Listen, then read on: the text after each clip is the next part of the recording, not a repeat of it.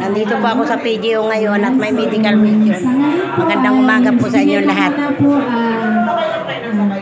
Mikropono kay Ma'am Grace Kilian, atin po ng OIC ng PGO Sagayan. Thank you, Ma'am MJ.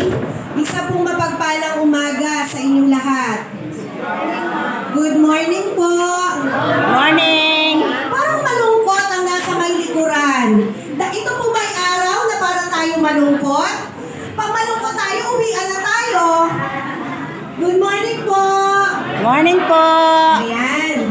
So, sa umaga nito po, no, sa araw na to, ay ating pong ipagkakaloob, no, ng ating pong Governor Edgar Jano, ang inyong pong kahilingan na pangkabuhayan. Tama po ba?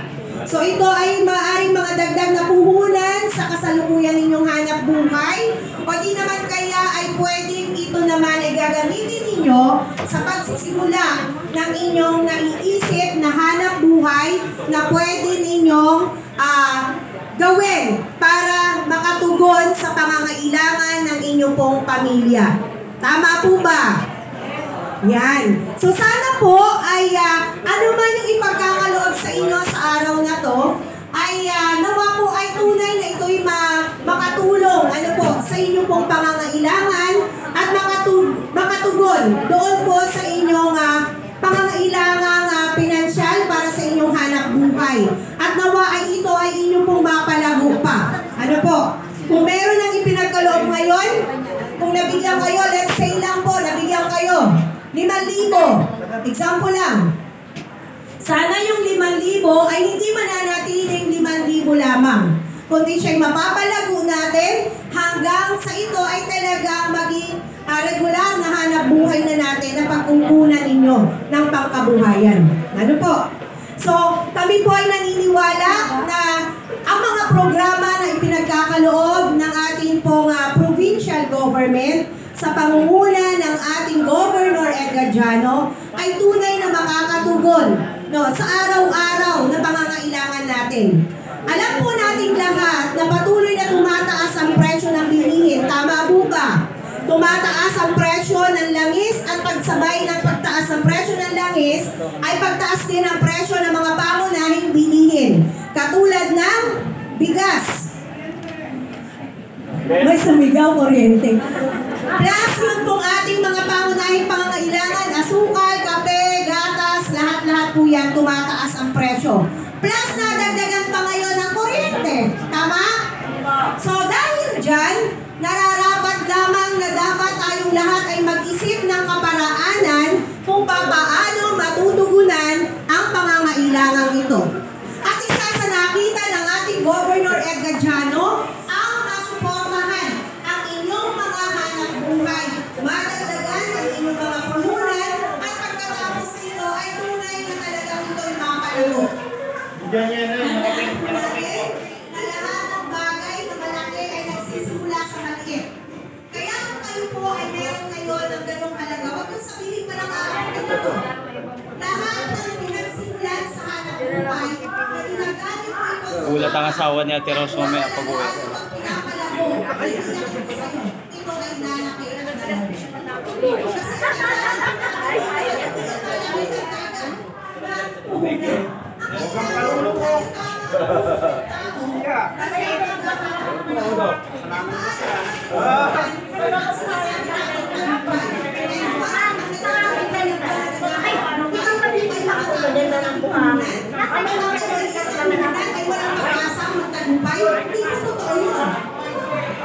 Lahat na nakikita natin ngayon na maunlad, bigyan po kayo ng example.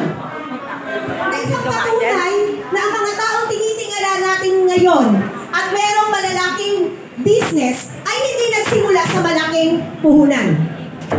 Alam niyo po ba na ang may-ari ng SM, Shoemart, ay isang napakapangkaraniwang tao? Si Henry C. ay hindi nagsimula na SM agad. Ang kanyang pinagsimulan ay nagtitinda lamang siya ng mga sandals, step-in, na inaangkat niya doon sa Marikina. Ang kanya pong ginagawa ay kinukuha lang muna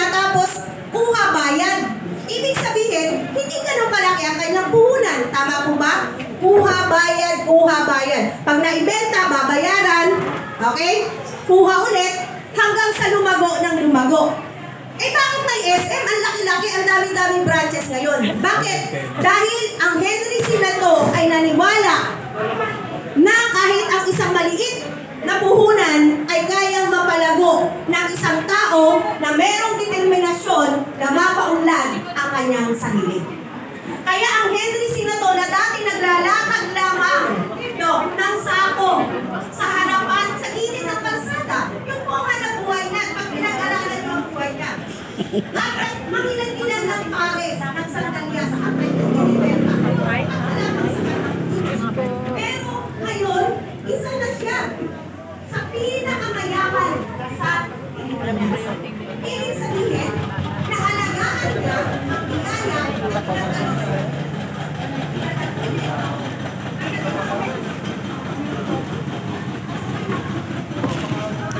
Tabi ko nga dito yung aking paninda.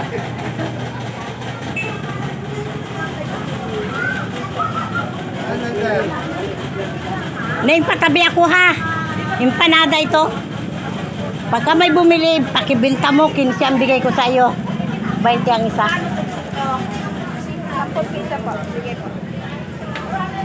Ito, kakaunti na naman. Ay, pag ano po, 20 ang tinda ko. Oo, 15 ang bigay ko sa iyo. Pwede kong ilagay bagay dyan sa nakikita. Teka. 1, 2, 3, 4, 5, 6. 1, 2, 3, 4, 5, 6, 7. 14 na lang ito, Ning. Pwedeng sa gilid ng iyong pan. Yan. Ibang lumpia pala yan.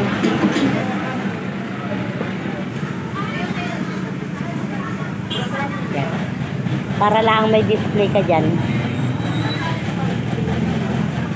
Ning ube at saka chicken yan ha. 20 po. Ano po? 20. Oo. 5? Okay. Lagyan mo na ito. Isa pa. Yan. Pabuhatin mo na. Yan. Sa kanya na po ninyo ibayad. Lagay mo na dito lahat, Nay. Sige.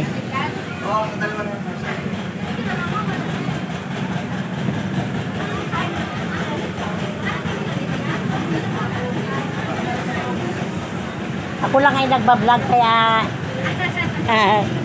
Kaka ng mother. oo. Ilan po lahat, Nay? 14. Ha? Oo. Oh.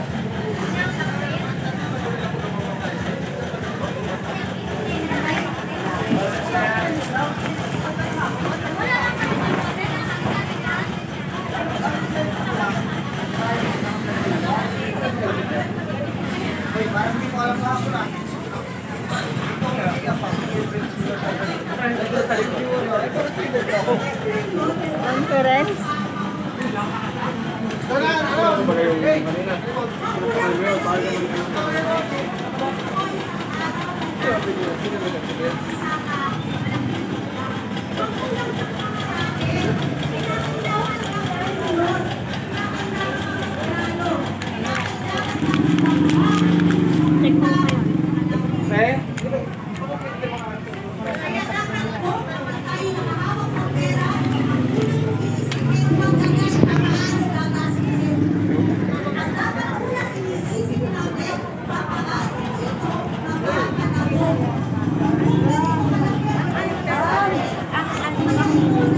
Oh.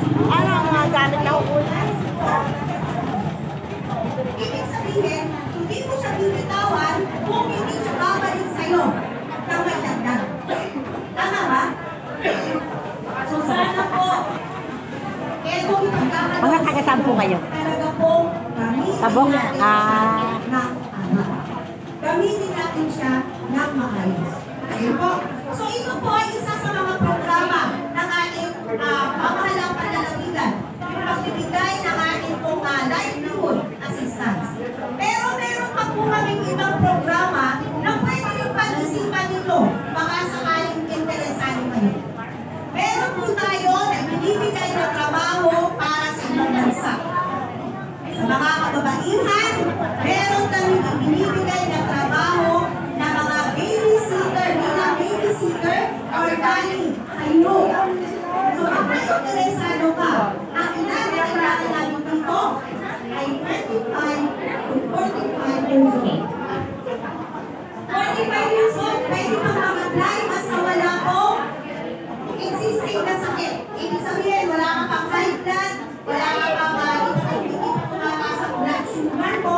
kasi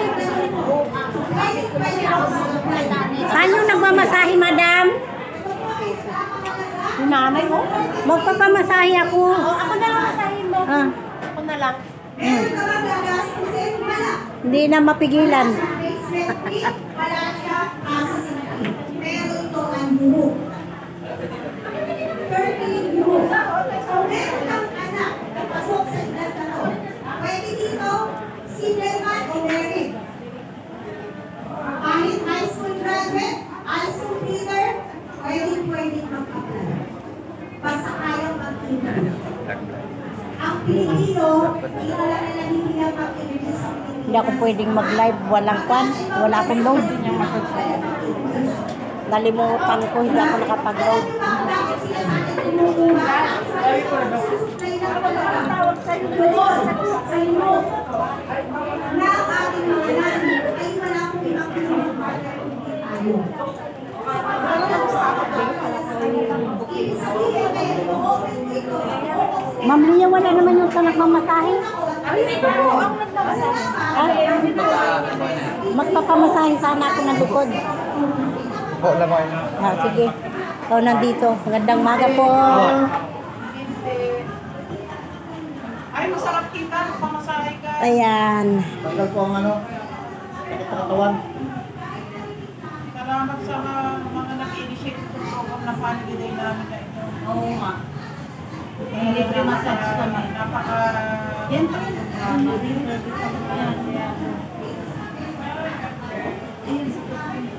Yan na naging trabaho ko sa Brunei. Kaya ba, masad? Masarap.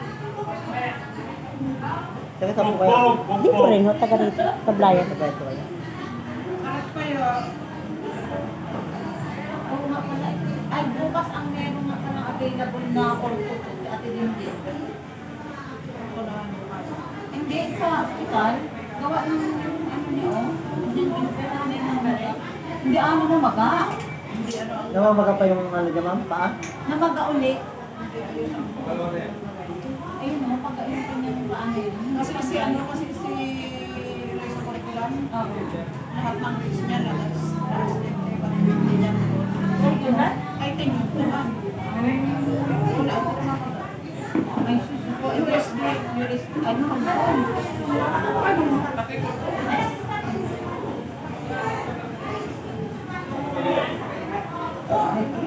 Anin.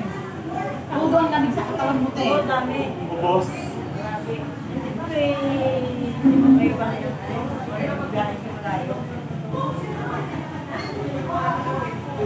Ala, ito. May libreng lungs na yung ano mo. Mukha. Okay lang yun, ma'am, para makita. Buti walang nilalagay sa mukha, no? Meron, pwede kaya namin naman sa Para yung mga ano, ubat-ubat. Sabi ko, may gamot sa akin. Pero subukin naman ako. Yung kumpare ko na taga Santa Lucia, marunong din magmasat yun eh. Kasi nila sa kanya, ibang klase naman. Titingin lang kami dito sa ano, likod. Thank you. Sinali ang to. Sige, pangalan mo na. Nagpasala ka sa massage? Sinama ka na sa gupit. Ma'am? Wala? Sinama ka na sa gupit. Wala nang mali magugupit. Meron doon. Kaya lang isa lang. Sa gupit. Sa may CR doon. Galing ko, no? Walang tanong-tanong. ilan kami nagano doon? Walang tanong-tanong. Ay, ito ko, sakit. Ha? Sakit ma'am. Yung dati kanila na ulanan, ang punang nita. Wala akong tanong-tanong. Ano sinabi ko? Isulat ka na sa gupit. Sabi magupitan na naman. Mamaya. Awala ka. Takot sa mga pamasahe.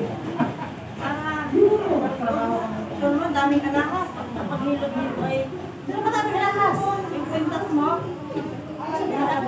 Ano yung makakabak na yung makakabak? Ang galing mata? Ate ba, lalo tatakpan na natin wala? Hindi ako nakakain ng mga Ha? nakakain ng mga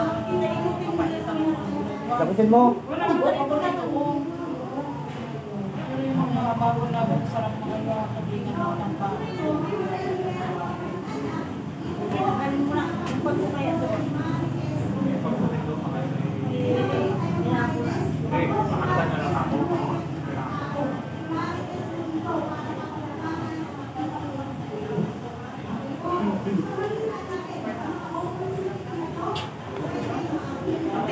hindi ka magpapamasahe? Hirapan mo sa bulo. Nakakabala pa.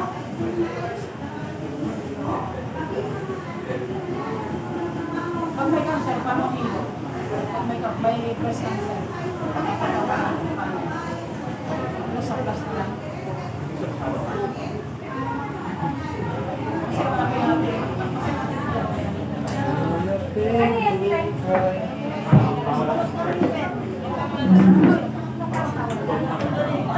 Ito ng pasta.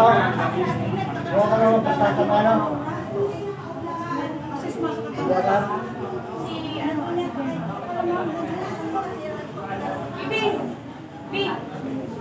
Tubig. Oh, sinabi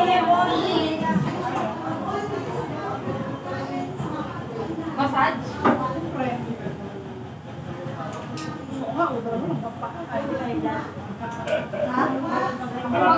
Ano lang kasi?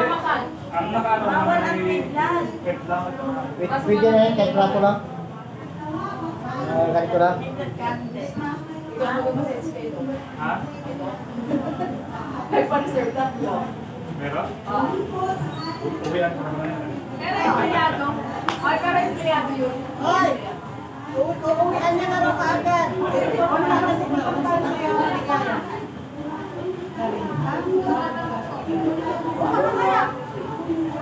Ako pag nagmasahe, panty lang ang natitira at brief. Buong katawan. Oh. Yan ang naging trabaho ko sa Brunei. 16 years ako doon. Kahit yung ano, yung Ha? pinagkano ko. pag lalaki. Ano yan? Katabi ang asawa. Sabi ng asawa. Oo. Ay, hindi naman tinitigasan dahil pangit ako. Ano kung hindi kritigasan Arabo? May pangit sa Arabo? Wala. Basta may biyak. Brunayan niyo. Basta't may biyak na eh. Diba? Hindi, kila Sultan Bulkiya. At yung malaki ang Kung may ano, dala-dala ng bulsa diyan, oh. malaki ang ano tayo. Ang maganda ho ang kitaan doon. At saka nung una ako, nung bandang huli, ako ang kauna-una, ang Pilipina, na nag-scrap sa Brunei. Yan, nagagiba kami ng mga building ganito, kinukuha namin ng mga yero, mga bakal, bigay lang sa akin yan ng gobyerno. Walang bayad. Kasama kayo sa ano. Ako kasama, may abuan ng tao ako nakatulong. Tapos na ako? Ako kaya sir, dito lang sa aking balikat. Sa balikat, ano mo, yung magang ibalik mo yung ano. Ipitin mo yan. Ipitin mo pa balik. Ibalik mo sa sulat. Yan. Si Tamayo ang nagmamasahe ng buong katawan. Tamayo ngayon, ano? Tamayo. Nagmamasahe siya. Buong katawan. Sa akin na iniipit yung balikat kung ginagawa. Stephen, ganyan magpan. Pinalalaгаtok yung likod. Si Ma'am Apen? Sarap eh. Upside na nga rin ako sa katawan. Next! Thank you! Ako Oy, may muna, bahal sir. pa eh. Oh, At ako'y may tinda lang. sarap. Bilisan mo, pero mo chinelas. Ito, hindi ka na nakalista yan doon. May stop ka na. Ayun, hindi na dito. Ito? Doon sa kanya siya mag-ano. Wala na sila. Ako muna na, saglit. Ha? Mauna ako sa inyo. Maura ka sa akin.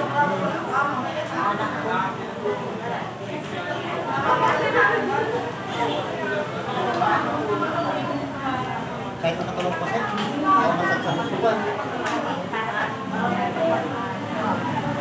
Wala pa sa buto yun ay hindi ko nga makasabuto ko. Kapag sinabi mo, Ito pala, tama. naman, tako. Sige, naisip pa. Naisip pa. Ay, talaga. Pag yan ito pumayat, magandang babae na yan lalo. Pag lumahit dyan, iwanan na ni Amen. Aroy, hindi. Masali na ito sa matama. Alay sa matama ay Oo. bago. Bago bigla pumayat. Iwanan ka na. Sabi niya, dito lang po matama. Hanap ko dito.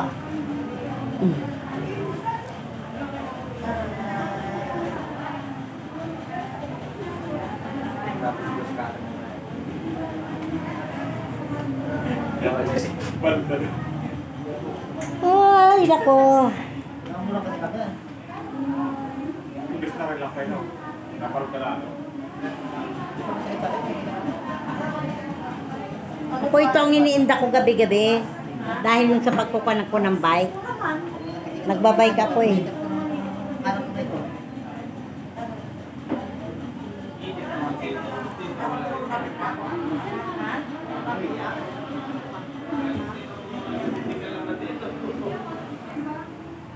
Masarap. Ay, nasa lahat ang ipapalood mo. Ay,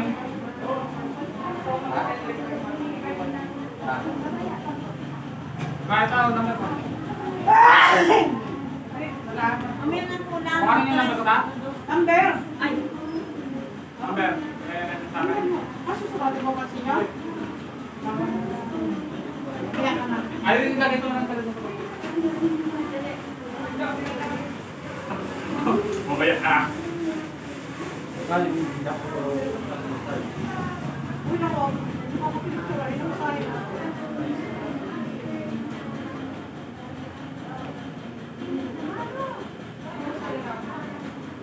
ano ka sana ang aircon dito ko?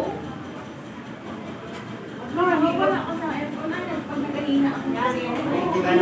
Nasisira. Kaya naano siya na nag-aeron. Nag-aeron po. Hindi siya kaya supportahan. Tayo siguro natin. Para di masyado mainit. Yun. Bawas ng init. Kayo, naitapos na po kayo? Hindi pa. Maya-maya pa daw ako. Saan po natin to? Parang hindi masyado. At ang pwedeng at ang pwedeng ventilation. Ayan. Yun, may pumasok na hangin talaga. Yun. Buti maliwanag din. Para dito, ang init. Sobra. Yung pala, yung manicurist ang hinahanap ay liwanag. Dito lang ang Pwede po liwanag. siguro yung dito, no? Pwede dito sila. Dilim daw doon. Balipat natin mamaya.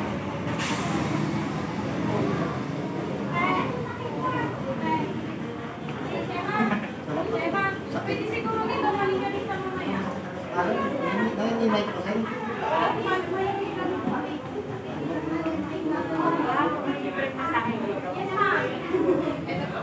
Wow! Good morning! Morning po. Pwede bang pumila din eh? Dito ho. Dito, ma'am. Hello po. Hello po. Sige po kayo stop. Ah, saan po? Ay, si ako'y wala pa rin. Sinabi. Ikaw na rin. Kanina ka pa dyan naka-stop. Wala. Wala. Stop. Saan kayo nangingi? Hello. Saan lugar, madam? Eh, saglit lang. Wait lang. At ano ginamit sa sakit?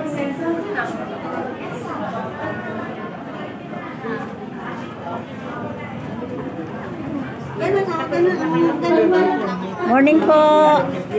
Ma'am, saan po humingi ng stop para sa masahe? May Lista ba kayo? Hindi pa. Saan ka magpapalista? po muna yung mga stop po kasi yan. Yung mga lapad ng palista po. Ay, ay, ang hindi empleyado? Nasa mga empleyado lang po na pinag-massage. Ah, Di ba sa massage? Lista? Stop daw po? Hindi po yan. Nagpaikot po kasi sila dito ng yung ano, ay limited lang po yun. okay. Sabi niyo po kay Ma'am Grace kung ano. Teka. Ay, naku, tawagin mo na lang ng palikot. May iba pa po ba na?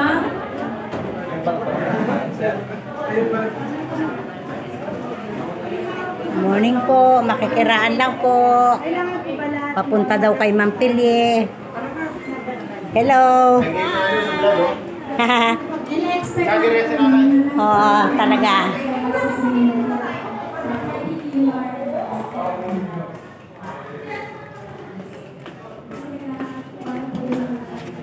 Morning po. Madam, manghingi sana ako ng stub sa masahe at saka sa gupit. Sino po? Ako. Ay, siya sa empleyado lang yan. Pagkananay. Ay bakit ipinakuha ninyo na may libre dito na kuha na ipinangalantakan ko sa buong sablayan ay Wala ho ah. pang-empleyado lang ho yan? Empleyado lang yan. Civil service yan. Aray ko, mambo. Hindi niyo sinabi sa akin eh. Hindi niyo tinanong sa akin. Ay, di wala na. Wala po talaga. Kasi yan po ay pang-empleyado na. Civil service. Civil service kasi yan. Kaya may ganyan. Sige, sige. Opo.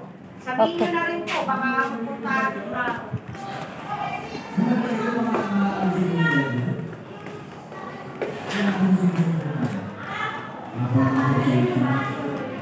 Individual. Magandang umaga po sa inyong lahat. Baka akala niyo si Robert Edha. Hindi ka na ulan.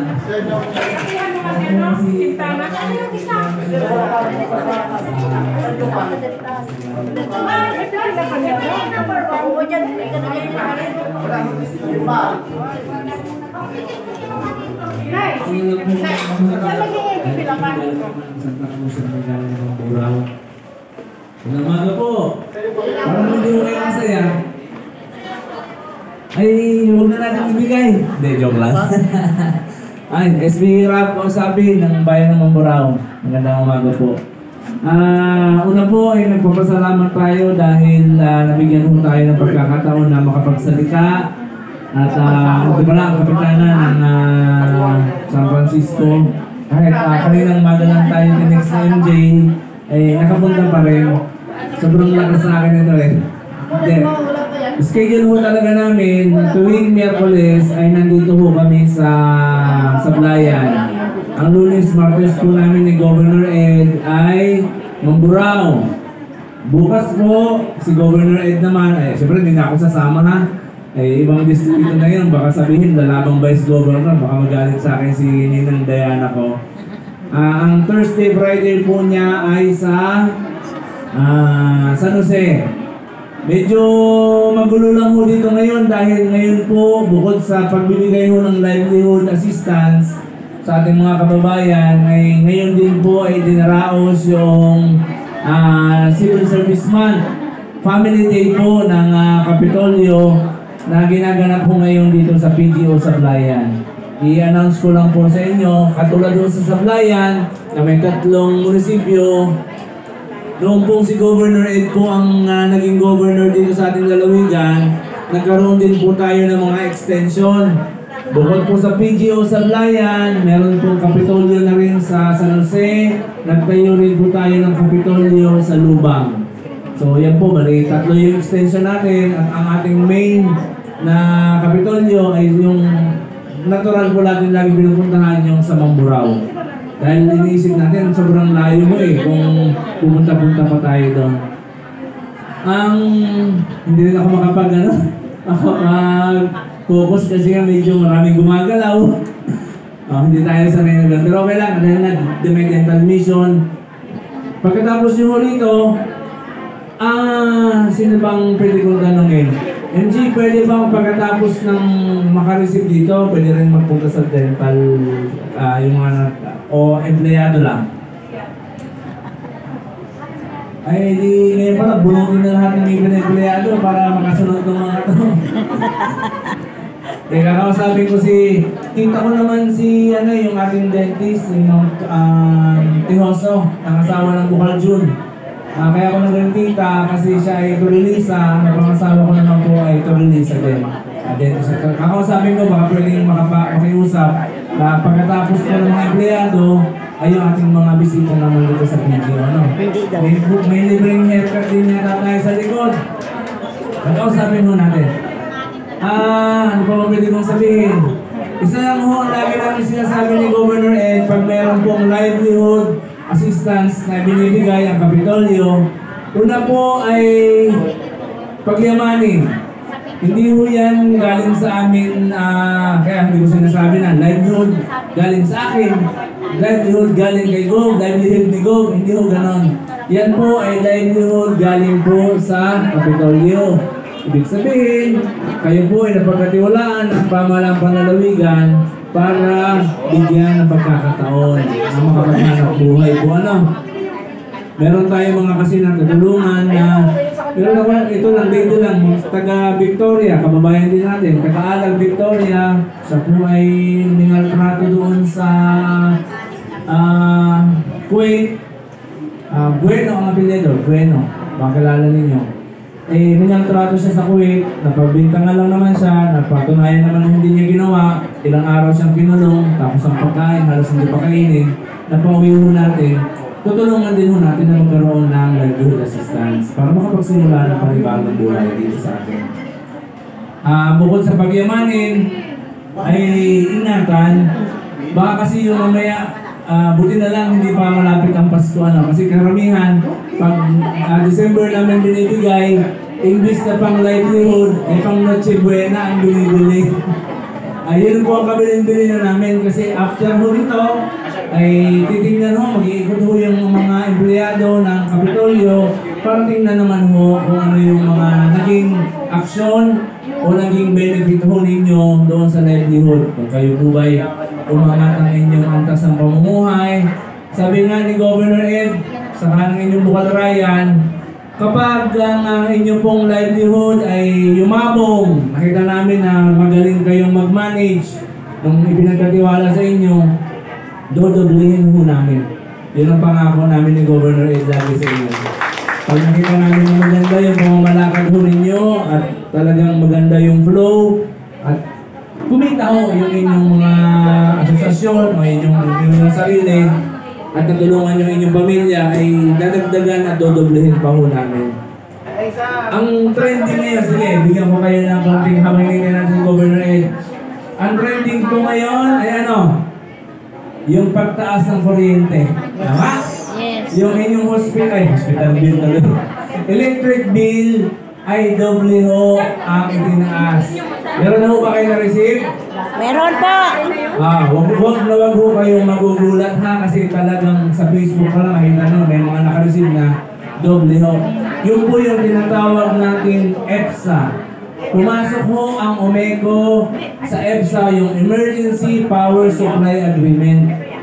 Bakit ho sila napilitang pumasok? Mamimili lang ho ang OMECO kasi nag-iisa tayong power supplier. Yan po yung OMECO. Nag-iisa rin ho yung ating power provider. Yan ho yung OMCPC. Ang sabi ho ng OMECO, pinatawag namin kasi nagtaka kami bakit tumaas yung mga bill ng kuryente. Siyempre ayaw ho namin kasi nahihirapan kayo. Pati rin ho kami kasi consumer din kami. Kami po mga public servant, consumer din kami, nagbabayad din ho kami ng kuryente. Ang sagot ho ng pamunuan ng OMECO at ng NIA, ano tayo dito?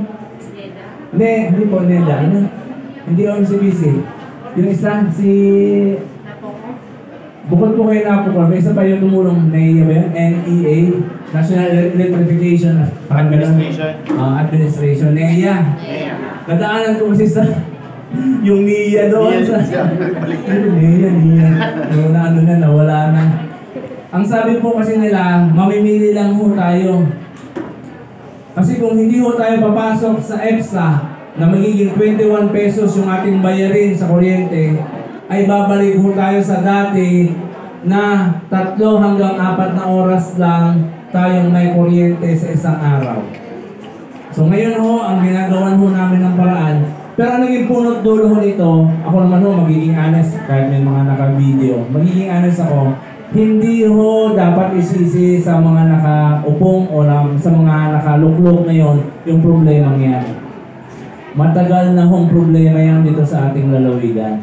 Naging pabaya ho yung, sabihin natin, yung opisina na nagpo-provide sa atin ng kuryente, kaya hindi sila nakasingil sa gobyerno. Ngayon, ang ginawa nila, pumasok sila sa EPSA na ang sinisingil naman at ang nadadamage naman ay yung mga consumer. Tama?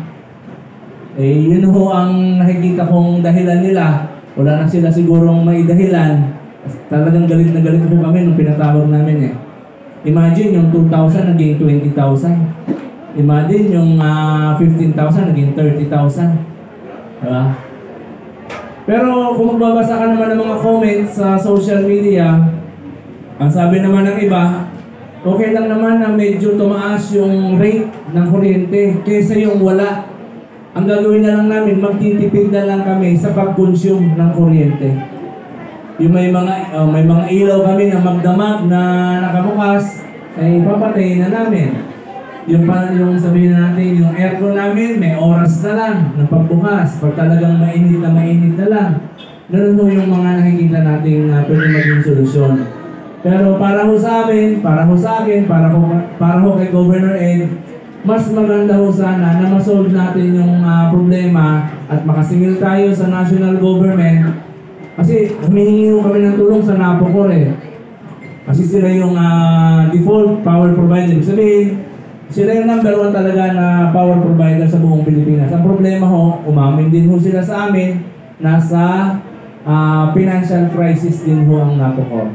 Wala rin ho silang may tutulong sa atin pagdating ho sa bayarin doon sa subsidy na pinag-uusapan. Ibig sabihin talagang siguro test din to sa mga nakaupo ngayon sa amin kung paano namin masisingin yung daang milyong utang ng subsidy ng mga nakaraan pang mga administrasyon, nakaraan pang mga siguro hindi pa ako bata, nagsimula na magkakuryente dito sa ating lalawin, hindi pa ako pinapanganak. Yung subsidy nun ay hindi na nasingil sa national government. Pag yun po ang nagawa namin ngayon at nasingil namin, sa tingin ko ay malaking accomplishment po para sa amin at maibalik. Pero ang pinaka nakikita kong solusyon dito ay maikonekta ho itong isla ng Occidental Mindoro at isla ng Oriental Mindoro doon ho sa national grid. Ibig sabihin, yung Luzon grid, may konekta ho tayo sa Batangas para ho ang Omeco, ang Meralco na ho ang magpo-provide sa atin. Diba? Kung magpo-provide sa... Meron na ho yan. Meron na hong pag-uusap ang governor at mga bukal ng Oriental at Occidental na hihiling sa presidente na may konekta na ho tayo sa national grid. True. Ang pagkakalam ko niyan, Batangas, Isla Verde, tapos tatalon ho ulit ng Puerto Valera. Ngayon ho, magigilin niya ng kuryente na yan.